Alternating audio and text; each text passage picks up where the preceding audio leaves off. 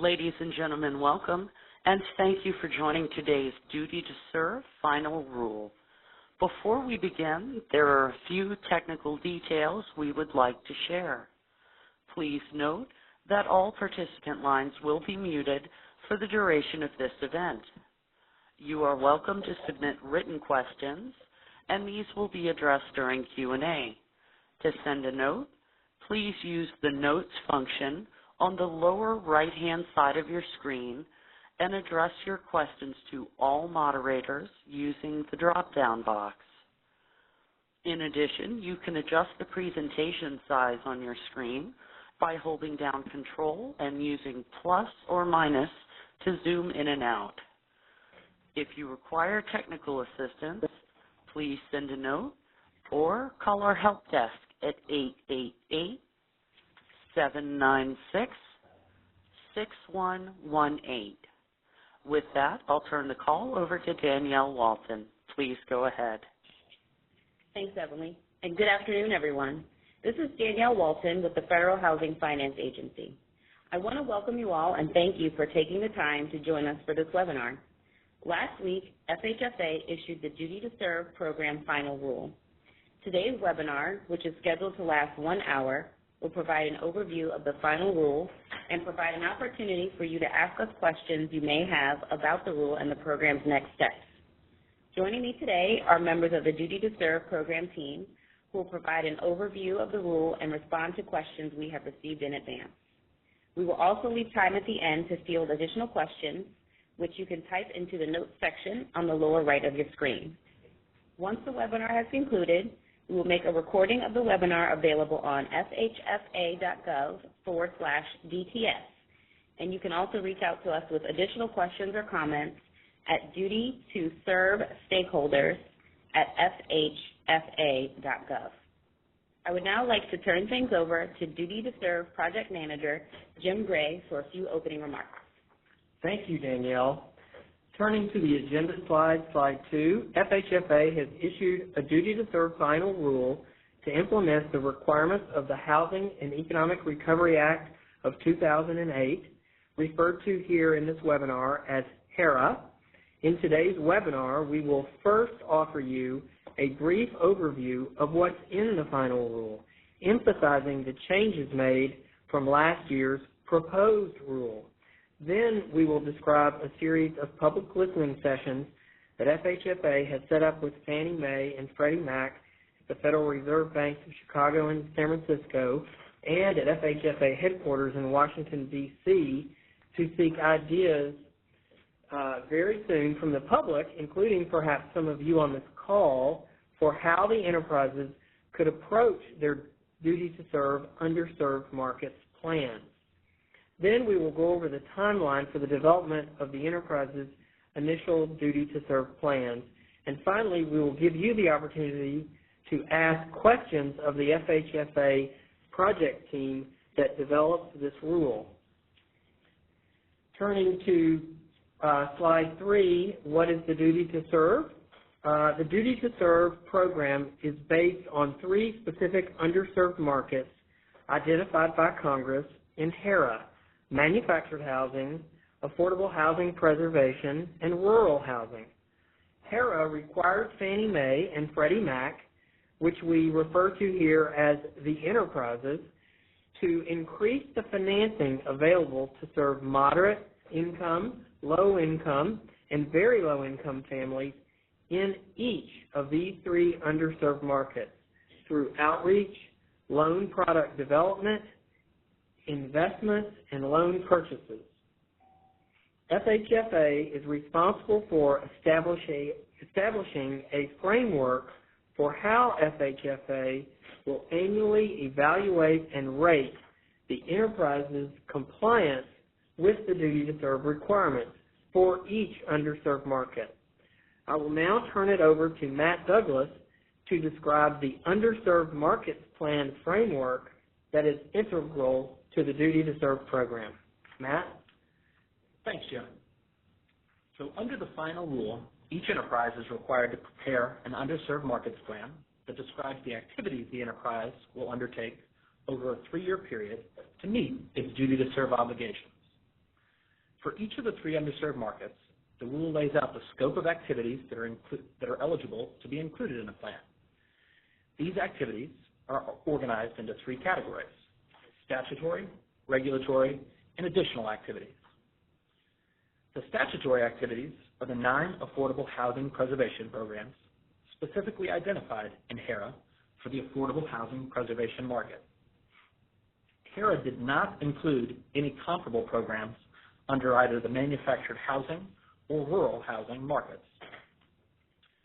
The regulatory activities are those categories of activities that FHFA has developed and included in the final rule after taking into consideration the public comments received on the duty to serve proposed rule. There are 4 regulatory activities in the manufactured housing market, 4 regulatory activities in the rural housing market, and 7 regulatory activities in the affordable housing preservation market. In the following slides, we will briefly describe each of these regulatory activities for each market.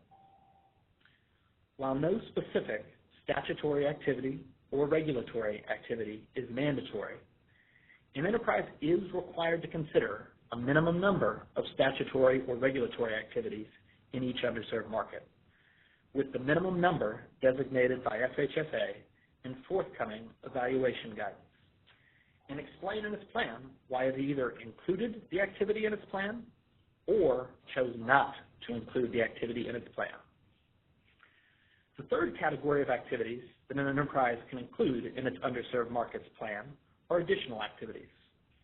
Additional activities are those that an enterprise independently proposes to include for an underserved market in its proposed plan, subject to FHFA non-objection that they are eligible for that underserved market.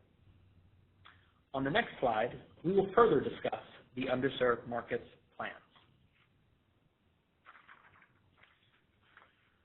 So once an enterprise determines what types of activities it will propose in its plan, statutory, regulatory, and additional, it will then need to identify in its plan specific, measurable objectives that provide action items for how the enterprise will accomplish each activity and over what time period.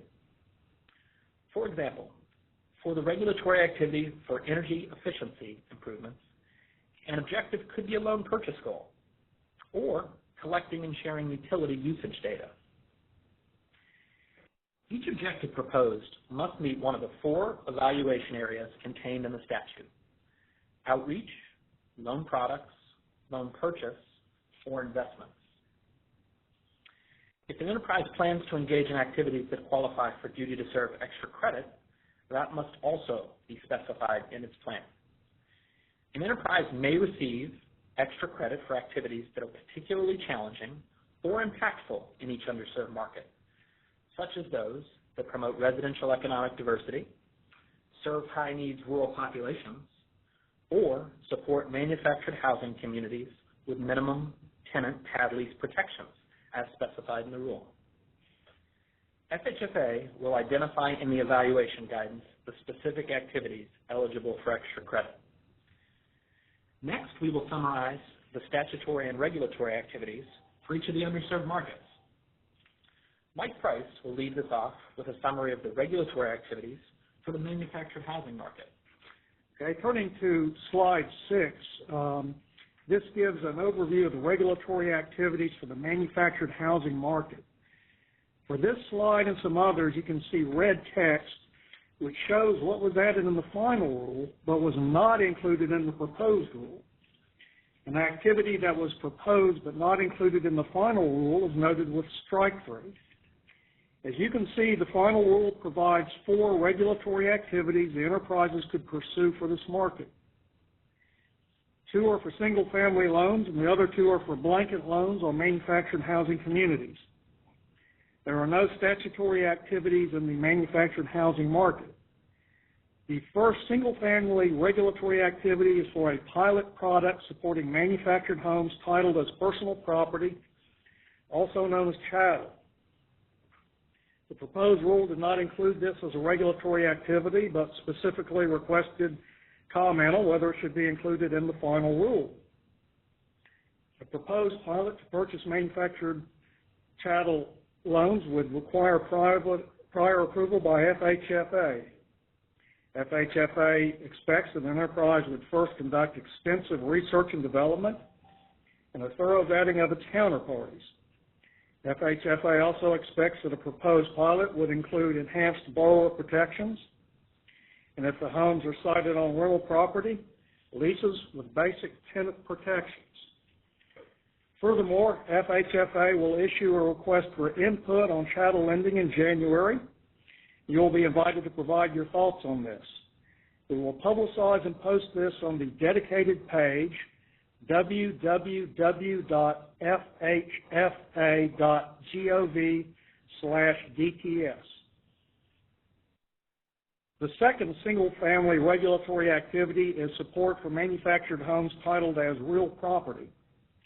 The commenters on the proposed rule identified several ways that the enterprises could better serve the needs in this market.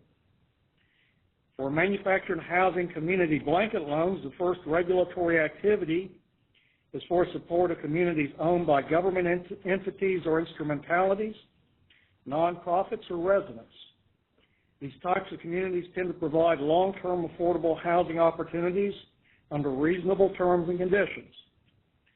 The second regulatory activity is for support of manufactured housing communities that have certain minimum tenant pad lease protections, such as the right for the tenants to sell their manufactured homes without first having to move them out of the community, which is very difficult and costly. Manufactured housing communities in states or localities with tenant pad lease protections equal to or greater than those specified in the rule also qualify under this regulatory activity.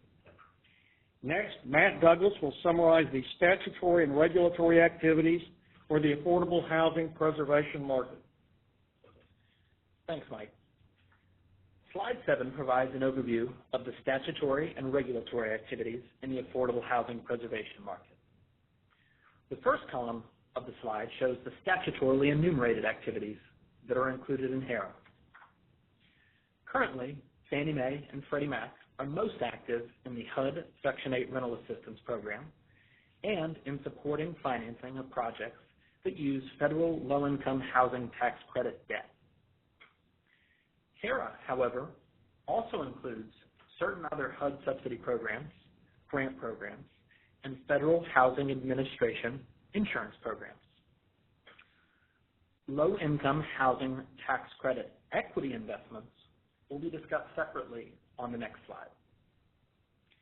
The second column of the slide shows the 7 regulatory activities in the final rule, 2 for single-family properties and 5 for multifamily properties. The 7 regulatory activities are, first, support for financing of small multifamily rental properties, specifically properties with 5 to 50 units that were financed by lenders with less than $10 billion in assets. The second and third regulatory activities are for support for financing energy or water efficiency improvements on multifamily and single-family properties. To be eligible, there must be projections made based on credible and generally accepted standards that the improvements financed by the loan will reduce energy or water consumption by at least 15%. The fourth regulatory activity are those related to affordable homeownership preservation through shared equity programs. Fifth activity is for support for HUD's Choice Neighborhood Initiative. The sixth activity is for supporting HUD's Rental Assistance Demonstration Program. And the seventh activity are those that facilitate purchasing or rehabilitating homes eligible for a short sale, homes eligible for a foreclosure sale, or properties that a lender acquires as a result of foreclosure. This regulatory activity was not in the proposed rule, but was adopted in the final rule based on comments the agency received on the proposed rule. All of the other regulatory activities were, in fact, in the proposed rule, and with some modifications made in the final rule to the regulatory activities' specific criteria based on comments received. I will now turn it over to Shiv Raul to talk about the rural housing market. Thank you, Matt. The duty to serve final rule defines what a rural area is for purposes of the rural housing market. There are two prongs to the definition of a rural area. A rural area is either a census tract outside of a metropolitan statistical area, or MSA, as designated by the Office of Management and Budget, or a census tract inside an MSA but outside of urbanized areas within the MSA. To identify tracts inside an MSA that are rural, the final rule's definition uses the U.S. Department of Agriculture's Rural Urban Commuting Area, or RUCA codes, which use measures of population density, daily commuting, and urbanization to classify census tracts.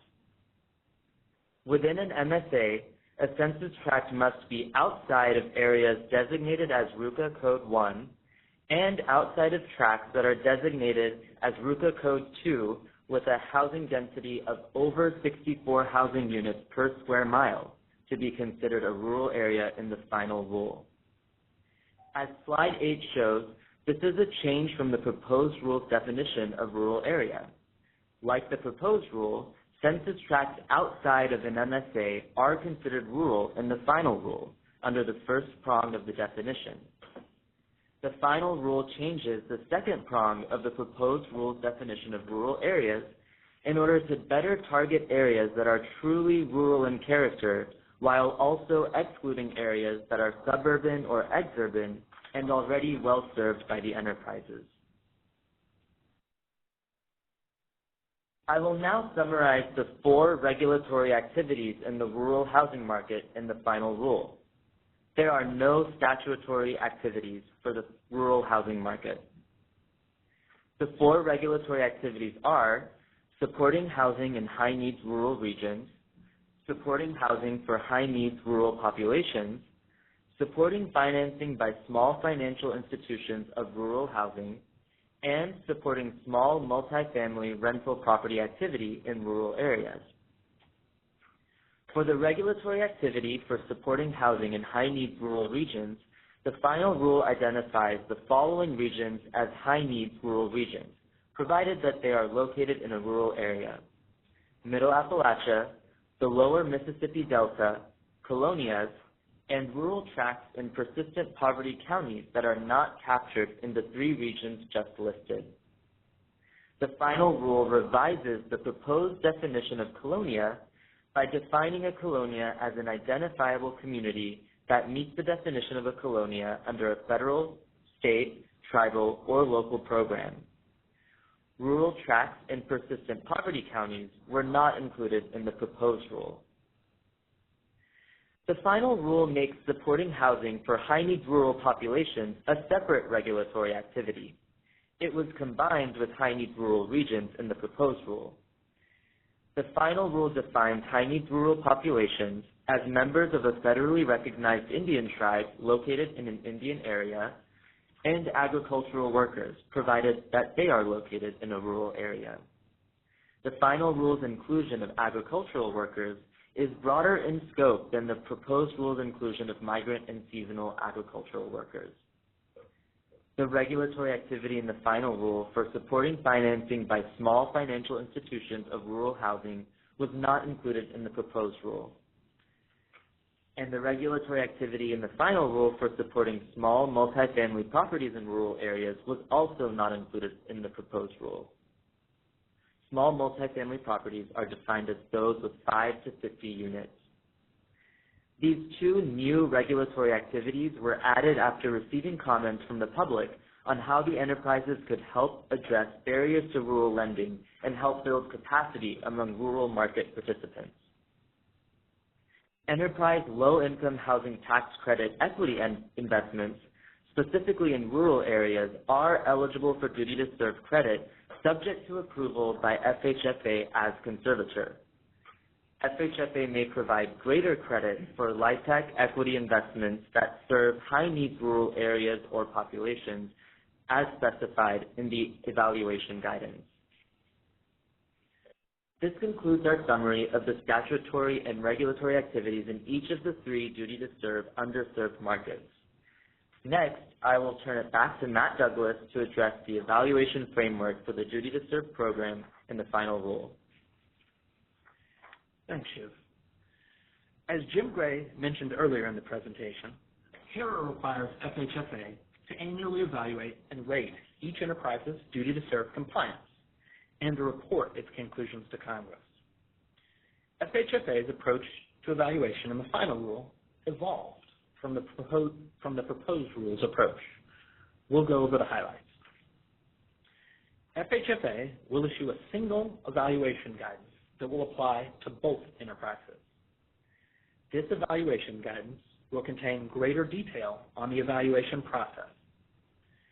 FHFA will first issue the evaluation guidance in proposed form within the next 30 days so that the enterprises will have it in hand as they develop their underserved markets plans.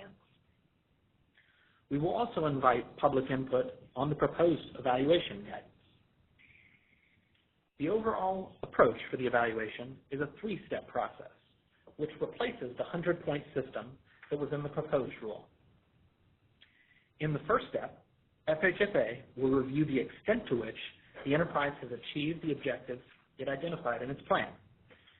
This is a purely quantitative evaluation and will be used to determine whether the enterprise has passed or failed its duty to serve responsibilities.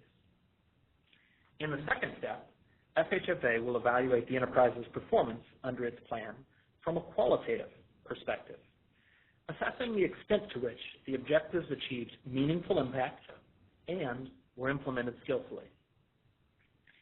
In the third step, FHFA will evaluate the enterprise's performance of extra credit eligible activities from a qualitative perspective, assessing the extent to which the objectives achieved meaningful impact and were implemented skillfully. After taking into consideration the quantitative and qualitative steps and factoring in extra credit, if earned, FHFA will assign 1 of 5 ratings to each underserved market in a plan: exceeds, high satisfactory, low satisfactory, minimally passing, or fails. The evaluation guidance will provide additional explanations on the plan expectations, how each of the steps will be conducted, and how the final rating will be assigned to each underserved market. Now I'll turn it back over to Shiv Rao, who will discuss the planning timeline for the underserved markets plans and evaluation guidance. Thanks, Matt. As you can see from the planning timeline, there are a number of important upcoming dates, all leading up to the enterprise's underserved markets plans becoming effective, which we expect to be by January 1st, 2018. Next month, FHFA will publish a proposed evaluation guidance, which will be available for public input for 120 days. In the first part of April, we expect that each enterprise will submit its draft underserved markets plan to FHFA. The draft plans will be posted on FHFA's website, www.fhfa.gov/DTS, for public input for 60 days.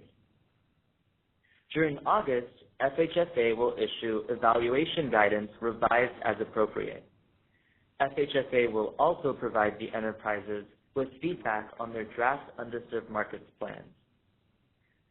The enterprises will then have time to make any revisions to their underserved markets plans based on the public input and the feedback from FHFA.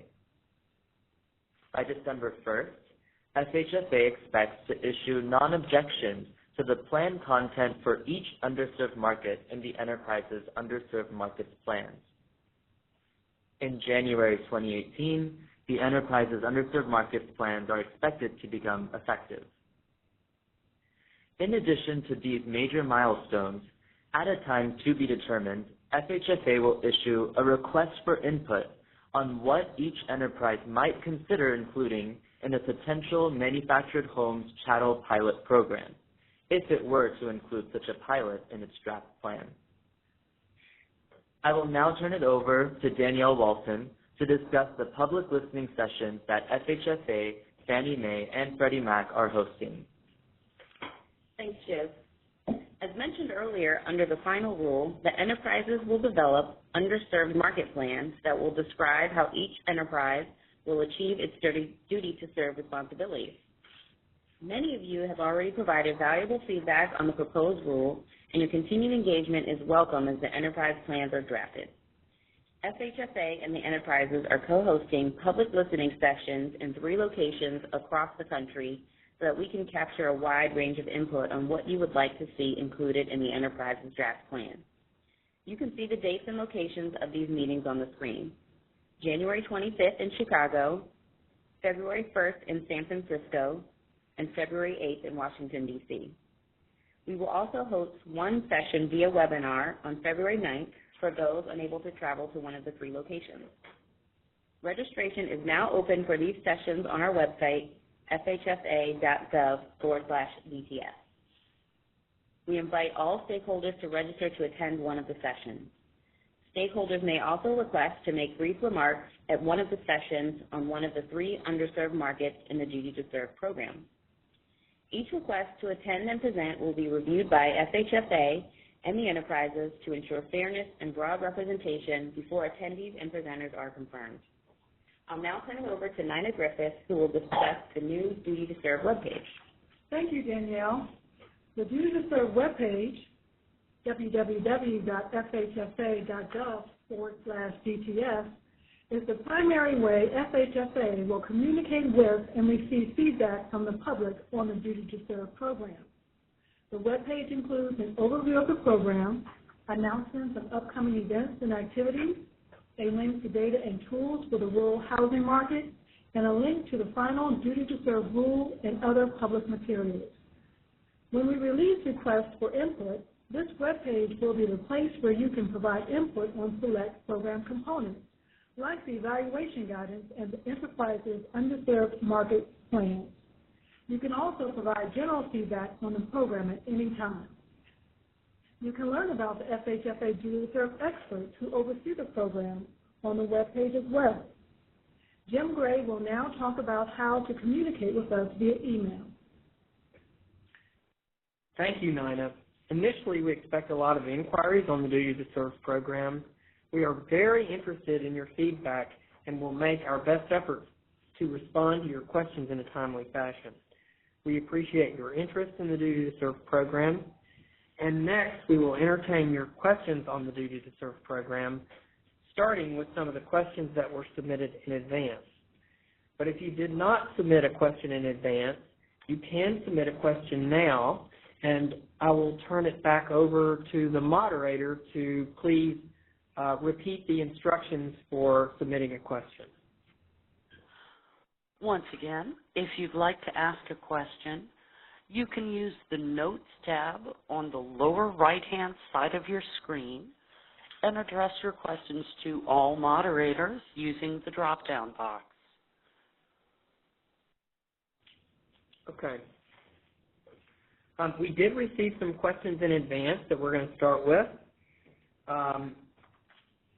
The first question asked FHFA about some of the specifics of the chattel loan purchase. In fact, this was an amalgamation of several questions asking about issues such as required credit standards, servicing procedures, treatment of deficiencies, requirements for placing homes in communities or on borrower's land, and loan seller qualifications.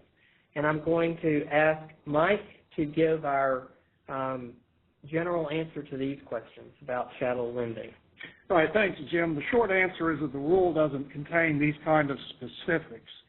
Instead, we expect the enterprises to conduct significant research and development prior to engaging in any chattel loan purchases.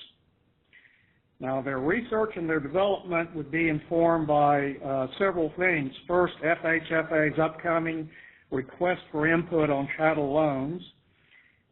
Second, during the presentation, it was mentioned that we will be holding public listening sessions in San Francisco, Chicago, and Washington. And third, there's a process for receiving public input on the underserved markets plans and the evaluation guidance. Of course, beyond all that, we expect the enterprises to be working directly with their potential counterparties to develop these kind of specificities around the origination or servicing of chattel loans. Mike, another question that we got was, what does FHFA expect for the success level of a chattel program, if there were to be one? All right. FHFA would look to see that the loans have reasonable terms and conditions, and we want to make sure that they, in fact, are beneficial to the very low and moderate income families targeted for support by the duty to serve. Any chattel program of the enterprises must be safe and sound. It must not be a money loser, but in accordance with their charter acts, it could generate a lower profit level than the enterprises would expect from their other product lines. Okay, thank you. And now I'm going to turn to Matt Douglas to answer the next question. Matt, a question that we received was that the press release that we issued on the duty to serve final rule says that the final rule sets forth specific activities that the enterprises may consider undertaking at their discretion to receive duty to serve credit, and provides that the enterprises may propose additional activities. The final rule does not mandate any particular activities, but requires the enterprises to consider ways to better serve families in the 3 underserved markets. The questioner asks, can you confirm that since the rule does not mandate any particular activity, does not mean that the enterprises can do whatever they please, but that the plans and their evaluation should take into account the thresholds of things they need to do to meet the duty to serve requirement? Sure. So we can confirm that the final rule doesn't mandate that the enterprises must engage in any specific activities as part of their plans, and the rule doesn't require the enterprises to engage in any new business initiatives. However, although no specific statutory activity or regulatory activity is mandatory, an enterprise will be required to consider a minimum number of statutory or regulatory activities over the 3-year plan period in each market. To consider an activity, an enterprise must either choose to undertake the activity and explain why it proposes to undertake the activity, or to explain why it has chosen not to undertake the activity. So if an enterprise fails to adequately consider the minimum number of statutory or regulatory activities, that could in fact be grounds for objecting to their plans. Okay. Matt, another question that we got about the process was asking us to please walk through the evaluation process and asking whether the scores will be made public. Also, to describe corrective actions the enterprises must take in the event they, quote, fail, unquote. Okay. So we went over this on a previous slide, but it's worth reiterating. All 3 markets will be evaluated individually and on an annual basis.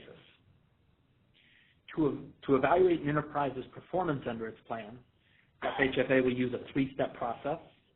In step 1, FHFA will calculate the extent to which the enterprise has achieved the objectives it identified in its plan. Step 2, FHFA will evaluate the enterprise's performance under the plan from a qualitative perspective, assessing the extent to which the enterprise has set and achieved meaningful and impactful objectives for the underserved markets and skillfully implemented the plan's activities through those objectives. And then in step 3, FHFA will award extra credit for successful and impactful efforts by the enterprise to promote residential economic diversity and other challenging activities, potentially including a chattel pilot and ongoing initiatives, or serving high-needs rural populations. The evaluation results for all 3 markets will be sent to Congress and released to the public. If an evaluation determines that an enterprise has failed its duty to serve obligations, that enterprise may be forced to do a corrective housing plan. Thanks, Matt. Mike Price, a question for you. Does this final rule establish loan purchase quotas for Fannie Mae and Freddie Mac? No, it does not. Congress specifically prohibited loan purchase quotas in the duty to serve statute, and we followed that direction from Congress in the final rule. But one point for clarification, for a pilot initiative under the duty to serve, such as for manufactured home chattel loans, we would put a cap on the loan purchase volumes. Okay, thank you, Mike. I'm going to take a crack at this next question, which was, how does the duty to serve rule interplay with the housing goals rule for the enterprises? So our answer is that the housing goals and the duty to serve requirements for the enterprises are two separate statutory requirements established in HERA that are part of Fannie Mae and Freddie Mac's public purpose missions. Both the housing goals and the duty to serve requirements have the objective of facilitating a secondary market for mortgages on properties that serve lower income families. But these requirements are established in different ways under the two statutes. Under HERA, FHFA sets specific numeric loan purchase or unit goal targets for the housing goals for the enterprise's loan purchases in supporting mortgages on housing that is affordable to very low and low income families. In contrast, the duty to serve statute, rather than just looking at loan purchases, specifies 4 major stages of the overall mortgage lending process that are considered. And we've been over these already, but I'll go over them again. They are the 4 evaluation factors. Number 1, outreach. Number 2, loan product changes. Number 3, investments. And 4th and finally, loan purchases. While the goals are a broad measure of mission performance across all markets, in contrast, duty to serve goes more deeply in a few underserved markets. All right, one other question that we received in advance, what is FHFA's thinking on the enterprises engaging in, quote, new business, unquote, under the duty to serve in view of their current capital status? And our answer is that, as with all activities undertaken by the enterprises, safety and soundness of enterprise activities to meet their duty to serve requirements is a priority for FHFA. The final rule includes several provisions that facilitate FHFA oversight, including assessments of safety and soundness of enterprise duty to serve activities. FHFA will consider safety and soundness as we review proposed activities in the Underserved Markets Plan. FHFA will also engage in ongoing oversight, monitoring, and analysis of duty to serve activities. If at any time FHFA believes that a duty to serve activity poses a risk to the safety or soundness of an enterprise, FHFA will require the enterprise to modify or stop the activity and make appropriate modifications to its Underserved Markets Plan. Additionally, any new product that an enterprise proposes to undertake through its Underserved Markets Plan, such as purchasing manufactured home chattel loans, must be reviewed under the, quote, new products, unquote, procedures that require public notice and comment for proposed new products, and a determination on the safety and soundness of that new product. All right, next I'm going to turn to Shiv Wall for a question about low-income housing tax credits. And the question was, has FHFA permitted Fannie Mae and Freddie Mac to resume investing in low-income housing tax credits? And if so, how will they be allowed to do that? Shiv? Thanks, Jim.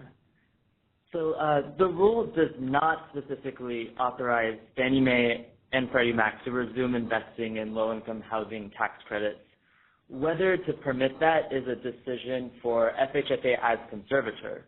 What the rule does provide is that if FHFA as conservator were to authorize low-income housing tax credit equity investments, then the enterprises could receive duty to serve credit for those investments that are specifically in rural areas. And the final rule specifically designates rural areas due to the lower share of low-income housing tax credits that are invested in rural areas, and also due to the less advantageous pricing that low-income housing tax credits in rural areas may command. And also, given the increased difficulty that high-needs rural regions and high-needs rural populations might face in attracting low-income housing tax credit equity investors, FHFA may also provide greater duty-to-serve credit for those low-income housing tax credit equity investments that specifically serve those high-needs rural regions and high-needs rural populations, and that would be specified through evaluation guidance. And Shiv, I'll add one thing to your answer, which is that the duty to serve rule does not create any new authorities for Fannie Mae or Freddie Mac to do anything that they are not otherwise permitted to do. All that the duty to serve rule addresses is, among the things they are authorized to do, whether they would receive credit for the duty to serve or not if performed adequately. All right, so turning to another question for Matt. Matt, we were asked, can the enterprises update their underserved markets plans? So this one has the straightforward answer of yes. FHFA will allow the enterprises to adjust their plans annually, subject to an FHFA non-objection to the proposed modification. So a foreseeable example is that an enterprise might request to adjust the numeric target for certain objectives in its plan for the subsequent year, given the accomplishment of certain tasks or lessons learned during the evaluation year. FHFA may also require an enterprise to modify its plan during the 3-year term. Instances in which FHFA might require a modification include significant changes in market conditions, including either obstacles or opportunities, or if there was a significant safety and soundness concern arising during the 3-year term of the plan. All right. Another question for Shiv. Has FHFA permitted Fannie Mae, repeating an old question. This question, though, is for Shiv. Does the final rule interpret the word preservation to include certain kinds of new construction? And if so, which kinds of new construction would be eligible for duty to serve credit in the affordable housing preservation market? Sure, thanks, Jim. So the final rule includes activities specifically that support certain kinds of permanent construction takeout loans as eligible for duty to serve credit under the affordable housing preservation market. And a permanent construction takeout loan is a long-term mortgage that replaces a short-term construction loan for a new property.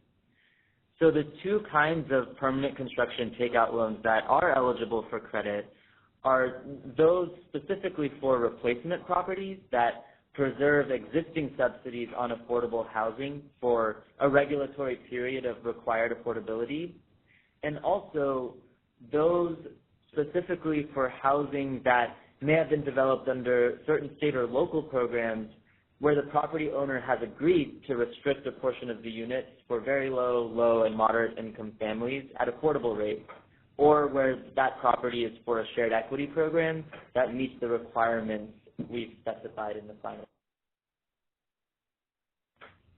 Okay.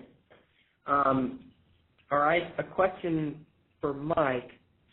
What opportunity will the manufactured housing industry have to comment and suggest regarding chattel programs prior to guidelines being established? Okay. All the stakeholders will have abundant opportunities to provide input.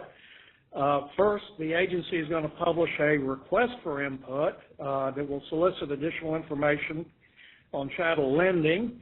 And with this, folks, when you provide your responses, the more specific you can be in your responses and what your proposals would be, the more helpful that information would be. In addition, we've mentioned elsewhere that FHFA will host 3 in-person listening sessions. One will be in San Francisco, one will be in Chicago, one will be in Washington, and this will cover not only manufactured housing, but the other 2 duty-to-serve markets. Now, in these public listening sessions, we're going to accommodate as many participants as we can. And in addition to these in-person listening sessions, we're going to have a electronic meeting where everybody can participate. Now, aside from these formal events, we encourage you to be proactive and engage with the enterprises directly with your thoughts on how the enterprises could better serve the very low and moderate income families in the manufactured housing market. And of course, the more specific you can be and the more data that you can provide in support of your recommendations, the more helpful that will be. Okay, so we've now exhausted most of the questions that we received in advance, at least the ones that we have time for. We're now trying to answer a few of the questions that you've submitted during the webinar, and I'm going to turn this first one to Matt Douglas. Matt, we were asked, for the energy efficiency goals, will this take into account the issue of first lien priority as opposed to PACE loans? Sure. So on the single-family energy efficiency activity, the activity does actually have to be for a first lien. So at least as currently constructed, a PACE loan would not be eligible for credit for duty to serve. Okay. All right. And then another question for you, Matt, on a different topic. Will the evaluation of the enterprises on the duty to serve include enterprise efforts to partner with private sector partners in meeting their duty to serve obligations? Yeah. So one of the ways to get duty to serve credit is through one of the evaluation areas is for outreach activities. And so that specifically encourages the enterprises to partner with organizations to work on whatever topic they're on. So one of the things that will be encouraged there is working with a diversity of stakeholders of different sizes and geographies, but that's definitely one of the ways to earn credit. Okay. And then one other related question, Matt. Is a passing rating in all 3 underserved markets required for the enterprises to be considered in compliance with their duty to serve? So as we've kind of gone through, each market is rated and assessed individually, and so compliance on their duty to serve statutory obligations will occur for each market. So if I understood the question correctly, the answer is yes, that they would have to pass each market in order to be in compliance with their statutory obligations. Okay. I'm going to switch to a question for Shiv on low-income housing tax credits. All right, so we've talked primarily about the duty to serve requirements for low-income housing tax credits.